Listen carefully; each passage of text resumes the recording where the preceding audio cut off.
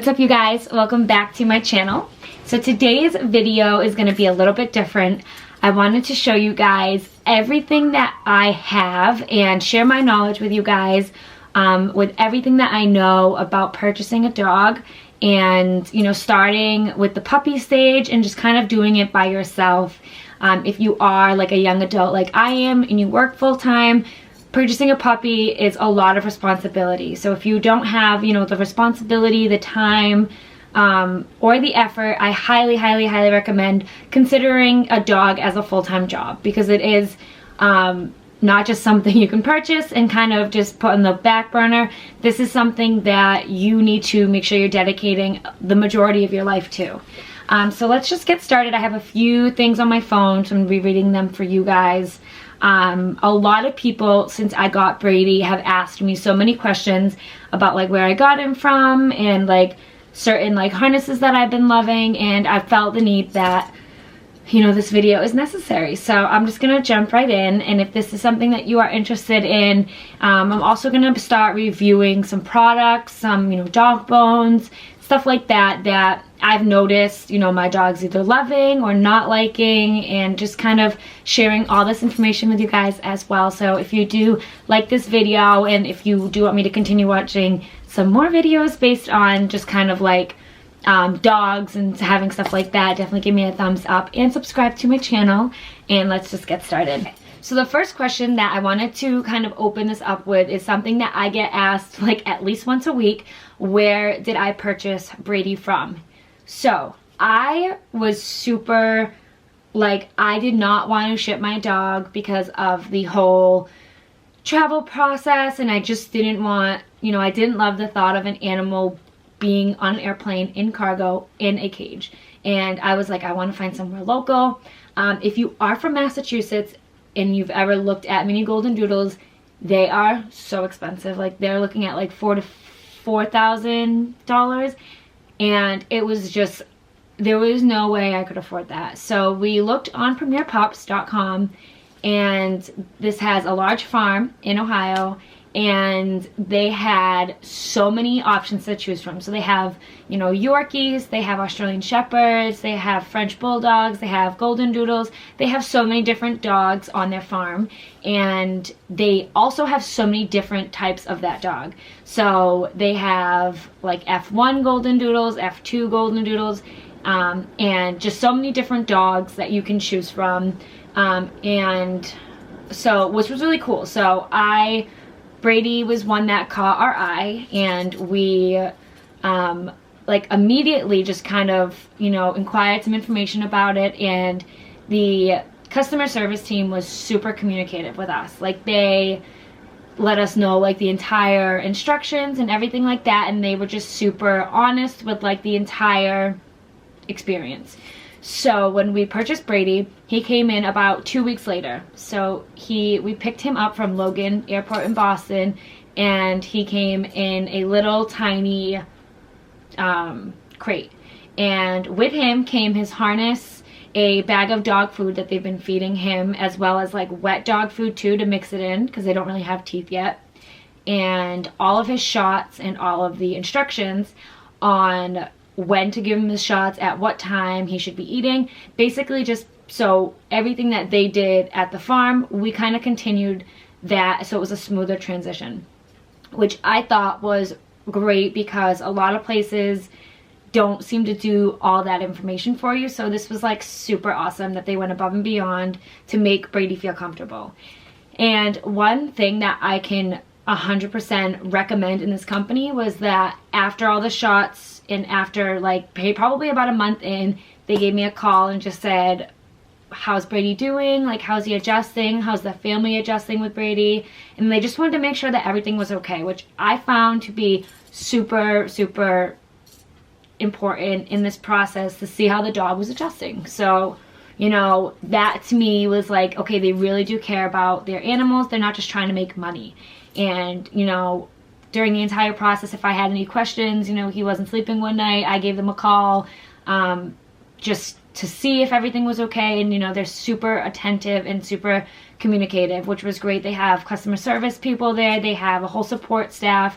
So they were super honest and just super open during the whole process, which is so important because, you know, if something was to come up or if the dog was to get sick, you know, you do want to have that relationship with the website. So I 100% recommend them, and I do have a very, very healthy 1-year-old puppy now. So I thank my lucky stars, because you can purchase a dog online and sometimes it's not what you think it is, and you can waste your money, you can waste your time, and you can also, it's heartbreaking to see, you know, a dog that you purchase and it's just not healthy. So if you are looking for a puppy, I highly recommend going on premierpups.com, and, you know, even if you have any questions, ask. You know, there's so many people that are there for 24 hours answering questions, and I 100% recommend that.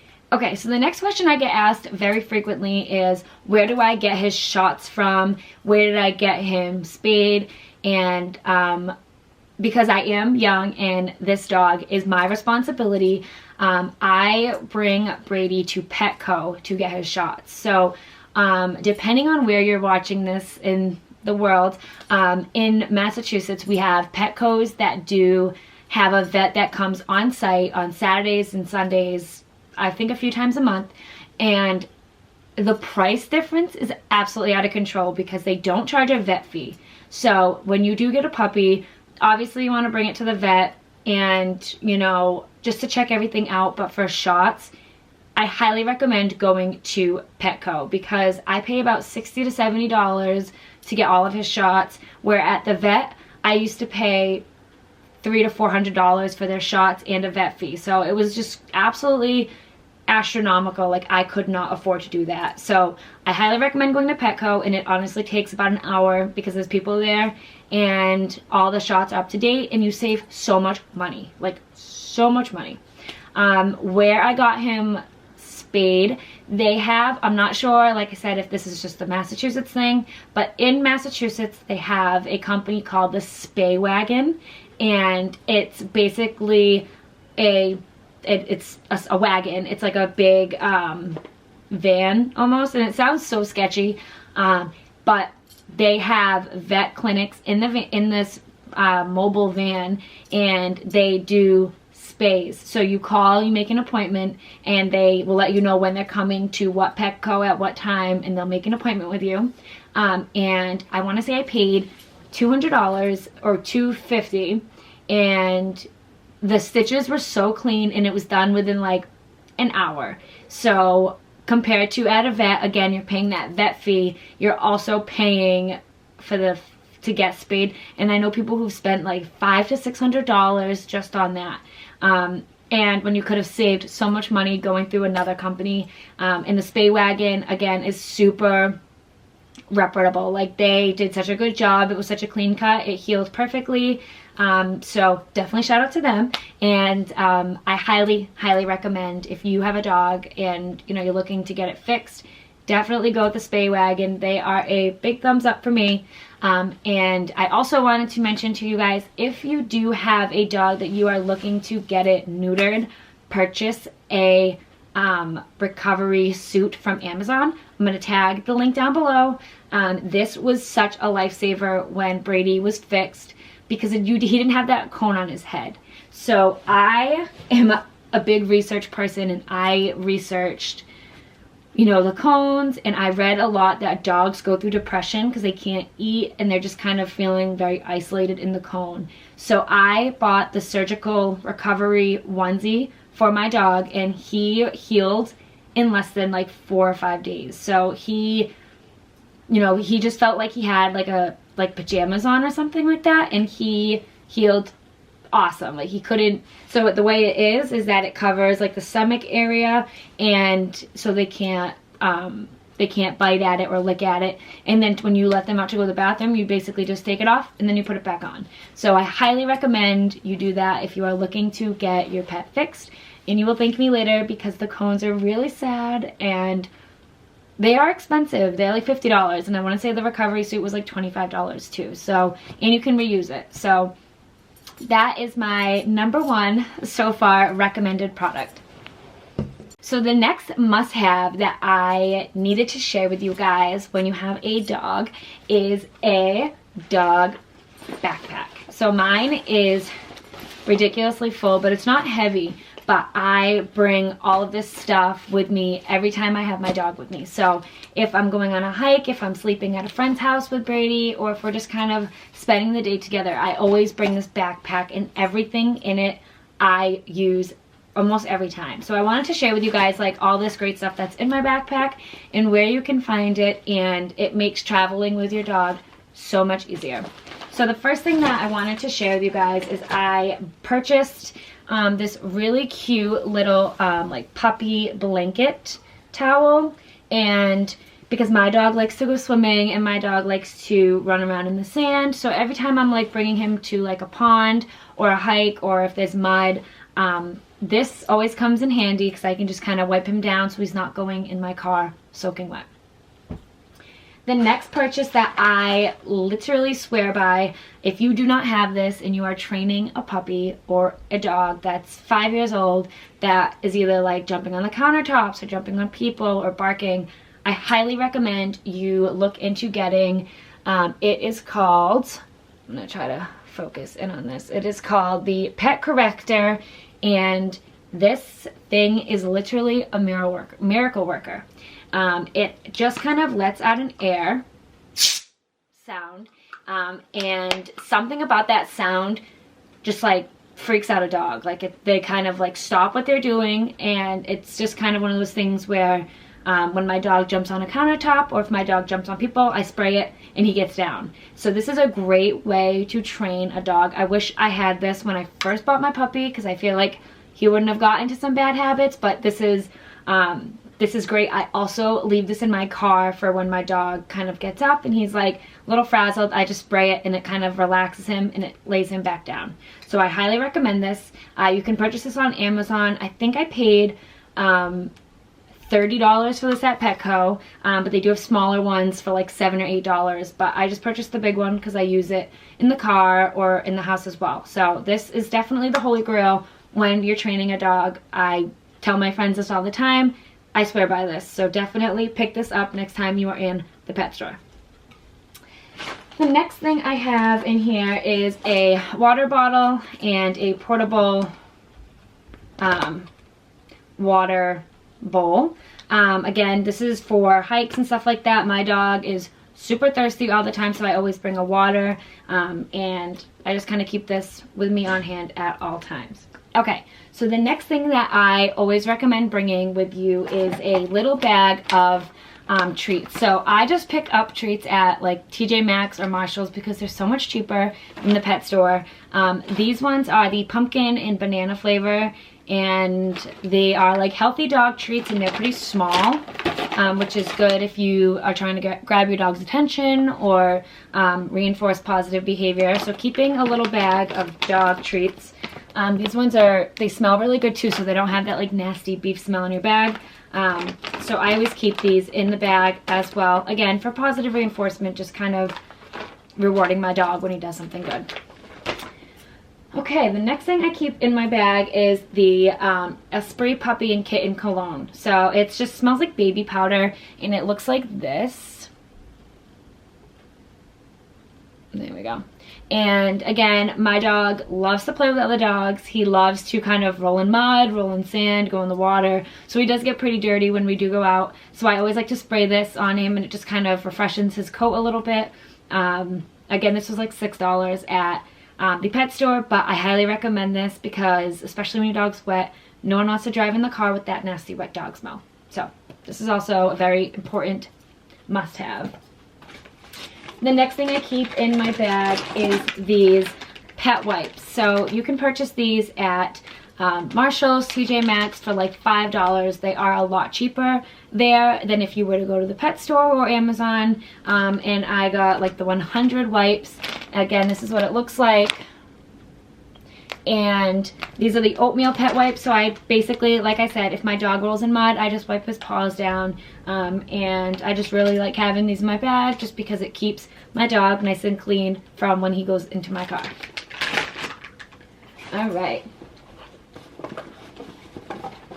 The next thing that I have that I always keep in my bag is a dog brush. So I always try to brush out my dog, especially if we're in the woods or something. I always just try to give him a nice brush just to get any bugs off of him or any dirt before we get in the car. So this one has like the hard side as well as the soft side. So I really like these double-sided brushes. And then I keep in the car just some bags. I grabbed these at Five Below. They had like a big bucket for $5. So I like to keep these on hand for obvious reasons. If you do have a pet, please pick up after your pet. It's really disgusting and it has a lot of bacteria. So I always pick up after my pet, and just having an extra bag. I usually keep about 3 or 4 of these in my bag, just again, just to be on the safe side, and they don't weigh anything. So I always keep these on hand. The next and most important thing that I keep in my bag is this bully stick. So these are probably the only thing that takes my dog about an hour to chew. So I have like I said, I have a 1-year-old dog, and he chews through every bone or toy I have. So these bully sticks, again, they only last me about an hour, but if I'm going on a hike and I'm just kind of sitting at a picnic table, or if I'm meeting up with friends and we're just kind of talking and chilling, my dog's not really pulling at the leash, wanting to go somewhere. If we're at the beach, he just kind of sits on the sand, and I always give him these bones, and they keep him entertained for a good amount of time. So these are super durable too, and I want to say I paid like $8 for one, but you will thank me later keeping this in your dog bag. Or if you have to run into a store somewhere, you can roll your windows down and bring this, and your dog will stay entertained for a little bit too. So these are my favorite, and they're odorless. So having an odorless bone, you realize you never want to go back to those nasty, stinky bones, because these are awesome, and they're durable, they don't smell, and they keep your dog's attention. So it's kind of a win-win for everybody. The next thing I wanted to show you guys is the harness that I use for my dog. So this is called the Easy Walker, I think. Yeah. And so the way this goes is it wraps around the dog's leg. I'm going to show you guys too a video of my dog in it. And this is the only thing that I've used that my dog does not pull. So it wraps around his leg, and it basically makes it so when he pulls, it will wrap him around. So he can't just pull forward, it will wrap him around, and then he'll be like, I really don't want to pull. So I swear by this. It's called the Easy Walker. I think it was like $20 at Petco. And a little side note, if you want, you can ask a sales associate to take it out, size it on your dog, show you how to put it on your dog, and then you can kind of test it out there. So that's what I did, and I picked the medium to large, and I have a 40-pound mini golden doodle for reference, and it fits in perfectly. So this is the best way to walk your dog, because they're not pulling, they're not being annoying, they physically cannot pull you. So I really like this one. Like I said, I don't have a really strong dog, so maybe if you had like a Great Dane or a Pit Bull or a Bulldog or anything like that that is really strong, maybe this won't work for you. But this, if you have a dog that's just kind of annoying when you walk it, definitely try the Easy Walk, because I really recommend these. These are great. Okay. And then the last thing I have is just some hand sanitizer, because I feel like when I go in the woods or anything like that, my hands get really nasty, so I always like to keep this on hand. And I think that is, oh, and I just purchased this spray, so it's the same brand as the spray. This is a calming balm with lavender in it, and it's for your dog's paws. So if you do find yourself walking your dog a lot, and then you realize that your dog's paws are really, really hard, I always try to put this on him when we get back into the car, and it just kind of softens up his paws, especially walking on like mud, dirt, rocks, cement, and it smells really great too. So I like to keep this as well. And those are everything that's in my backpack.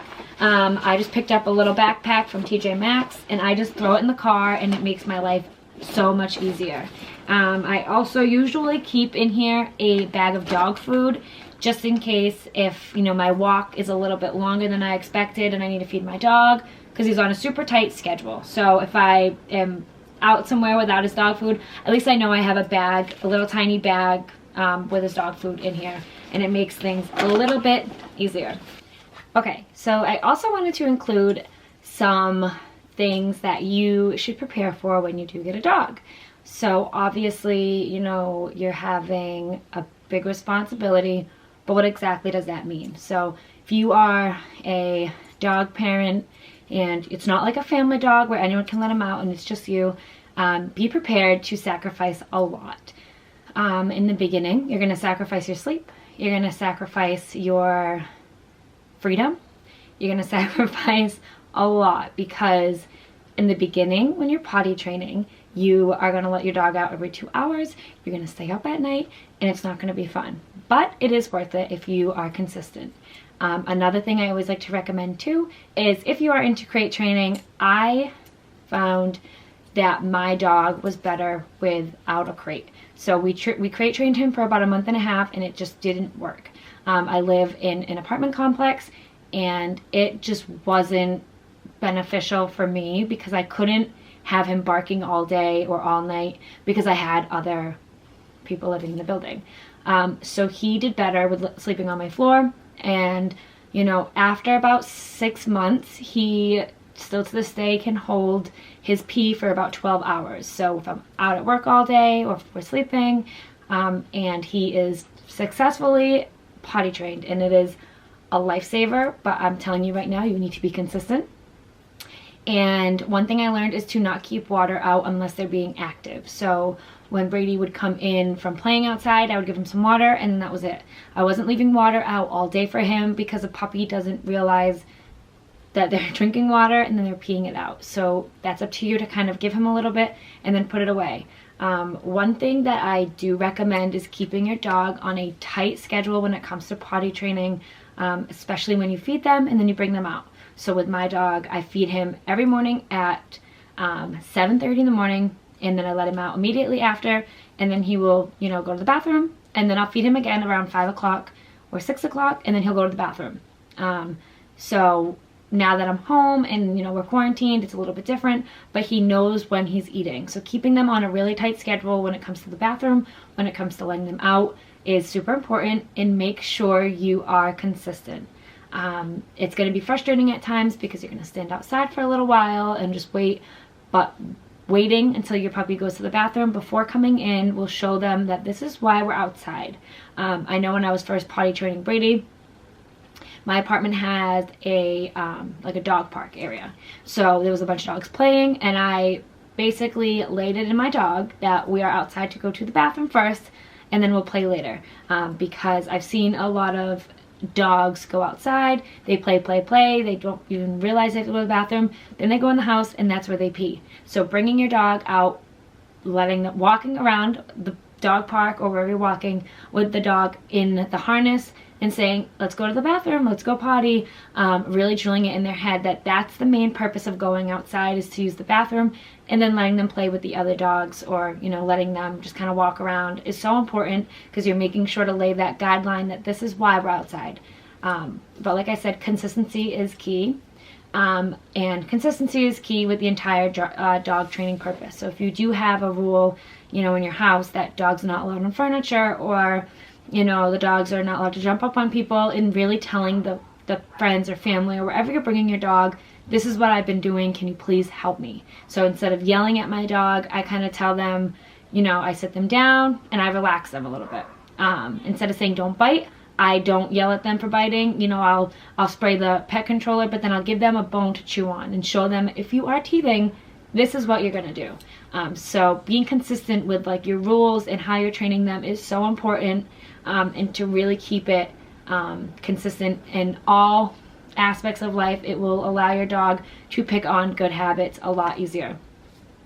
And the last thing that I can truthfully say is that dogs do better in groups. So having one dog and, you know, maybe they're not getting it is a little bit harder. So I brought my dog to a dog park almost every single day.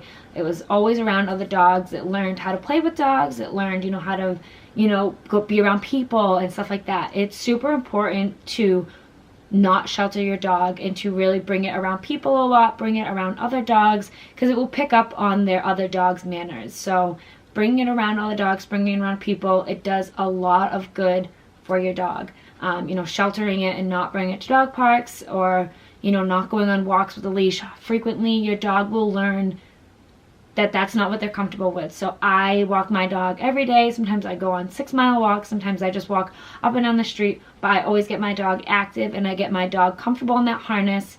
I also travel a lot with my dog. So if I'm gonna go run out and do some errands, because right now it's not summer here and it's about 50 degrees, I always bring my dog with me, and he just sits in the back seat in his hammock, which I love. That's another must-have, is the dog hammock. And I give him a bone, and he gets super comfortable in the car. So now he just sleeps in the car. You know, he doesn't bark, he doesn't get up, he doesn't, you know, he's not uncomfortable in the car. He loves being in the car. So it makes traveling a lot more enjoyable for me and for him. So that's definitely something I highly recommend. And like I said, if you guys do have any questions when you're watching this video, or if you have any questions when you are training your dog, please reach out to me, you know, whether it's my Instagram or my YouTube account, because I have a lot of great tricks and tips that I've used to successfully train a well-behaved dog. So yeah. Okay, so look who joined us. I think he knew we were talking about him.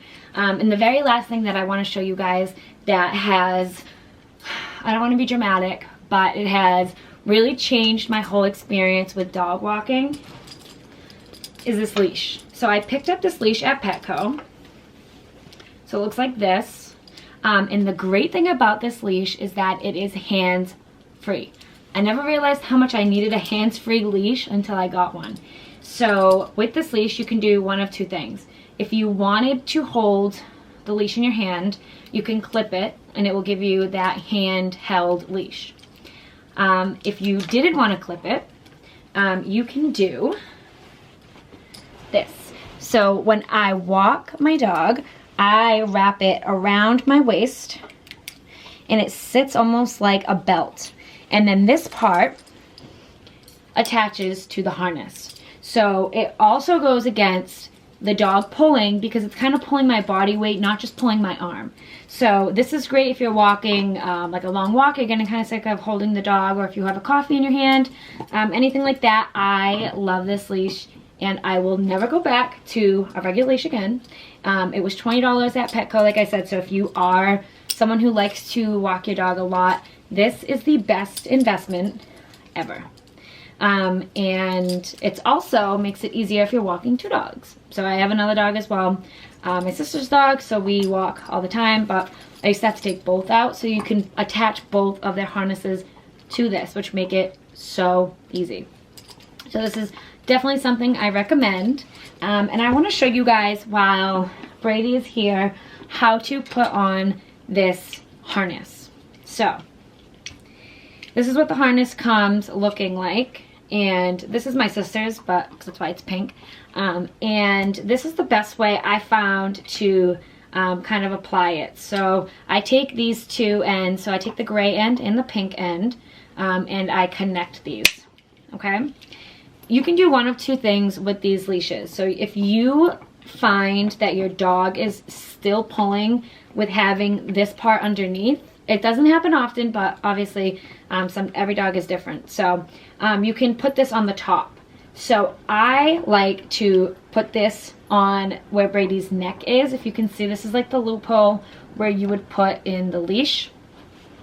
And so this is kind of how I do it, is I put it around Brady's head. And he's always laying down when I do this too. He always just lays, so it's kind of easier. And this part is going to go right where his neck is. So if you can see this, this is what it looks like. And then this part right here goes underneath his arm. And then I put the other one right underneath as well. So it looks like that. So again, if he does try anything like to pull or anything like that, it makes it super uncomfortable for him. Obviously this needs to be tightened up, but it looks like this, and when he does try to pull, it will turn his head. So it makes him really not want to pull. So using the leash that I have, I clip it to here when we go for walks. Brady, sit. And I clip it around my waist. So now I have a hands-free leash, and it's super secure. So it's not going anywhere, and it makes, you know, having hands-free is super easy. And it also helps the dog not pull. As you can see, Brady clearly loves this bone, so he needs to eat it now. And yeah, the very last thing that I recommend, if you have a dog that is super fluffy or, you know, has a lot of hair, on the positive side about Brady is that he is hair, so he does not shed, which is great, but he does have a thick coat. So now that we're getting into summer and I go on a lot of hikes, it's really crucial to make sure you have a really good tick and flea preventer. So for Brady, I love the Seresto. I've had it on all of my dogs so far, and it is a little bit pricey. I want to say it's like $60, but it lasts for 8 months. So it's kind of like the holy grail if you have a dog. This is the one I definitely recommend. I'll show you guys what it looks like. So it's basically a tick collar, and it sits on their neck, and it basically, it's a repellent for fleas. So it sits on their neck like that, and as you can see, it's so skinny that it doesn't irritate their neck at all. Oh, hi. So I just wanted to show you guys that too. You can pick those up at any pet store. I want to say Target has it for like $50. Don't quote me on that, but yes. So I wanted to introduce you guys to Brady now that he's here. So Brady is a 1-year-old mini golden doodle puppy. He is 40 pounds, so this is a reference for anybody who's looking at getting a golden doodle. Some minis are 20 pounds, some minis are 60 pounds. This is a 1-year-old, 40-pound mini golden doodle. He just got a haircut today. If you guys do have a golden doodle and you are looking for a groomer and you are in the Boston area, I highly suggest going to Classy Canines in Easton. They are by far the best groomer I have ever experienced having a dog. The customer service is exceptional, and they do such a good job on my doodle. So if you do have a doodle, you know that some groomers shave them down. They do a very good job at just cutting, keeping them short and clean, and they are awesome. So if you guys do like this video, I'm going to show you guys a little bit more like hiking stuff and all that kind of fun activities and stuff that you guys can do for your dogs. I'm also going to show you guys some homemade dog treats that are healthy for dogs, and it saves you some money too, so you don't have to go to the store and keep buying all those expensive dog treats. If you do like this video, please give me a thumbs up and make sure you subscribe to my channel, and I'll see you guys in my next video. Brady, give them a kiss. Bye.